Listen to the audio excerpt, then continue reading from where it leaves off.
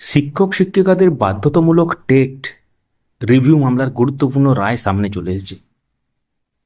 সময় বাড়ানো হয়েছে। হ্যাঁ, আপনারা ঠিকই শুনছেন। গত 1 সেপ্টেম্বর 2025 মহামান্য সুপ্রিম কোর্টের পক্ষ থেকে যে নির্দেশ এসেছিল যে 5 বছরের থেকে বেশি যাদের চাকরি আছে এবং যারা টেট দেননি বা টেটের মাধ্যমে অর্থাৎ টেট পাস করে চাকরি করেননি, তাদের ক্ষেত্রে টেট বাধ্যতামূলক এবং সেক্ষেত্রে একটা নির্দিষ্ট সময়সীমা বেঁধে দেওয়া হয়েছিল যে 2 বছরের মধ্যে করতে হবে, অর্থাৎ 31 আগস্ট 2027 মধ্যে করতে হবে, সেটা ছিল ধরতে পারেন।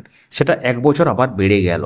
এর আগে রিভিউ মামলাতে আমরা শুনানি দেখেই বুঝতে পারছিলাম যে বিভিন্ন রাজ্যের পক্ষ থেকে সেটা জানানো হচ্ছিল যে সময়সীমা বৃদ্ধি সংক্রান্ত একটা ব্যাপার। তো আজকে এই মামলাটি মহামান্য সুপ্রিম কোর্টে উঠেছিল, রিভিউ সংক্রান্ত মামলা, এবং সেখানে গুরুত্বপূর্ণ রায় দেওয়া হয়েছে। অর্ডার কপি এলে বা রায়ের কপি এলে আমরা শেয়ার করব, বিশ্লেষণ করব। সঙ্গে থাকুন আমাদেরকে সাবস্ক্রাইব বা ফলো করে। তো আজকে যে ব্যাপারটা বলা হয়েছে, যেসব শিক্ষক শিক্ষিকার চাকরির মেয়াদ 5 বছর থেকে বেশি, তাদের 31 আগস্ট 2028 মধ্যে টেট উত্তীর্ণ হওয়া বাধ্যতামূলক।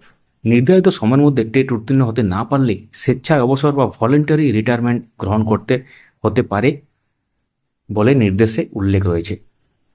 এই রায়ের ফলে রাজ্যের হাজার হাজার কর্মরত শিক্ষক শিক্ষার উপর সরাসরি প্রভাব পড়বে, এবং এক্ষেত্রে আজকের যে আপডেট সেটা আপনারা সংক্ষিপ্তভাবে জানতে পারলেন।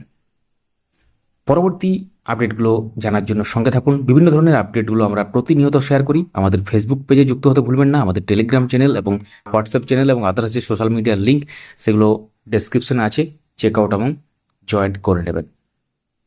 Thank you so much for watching.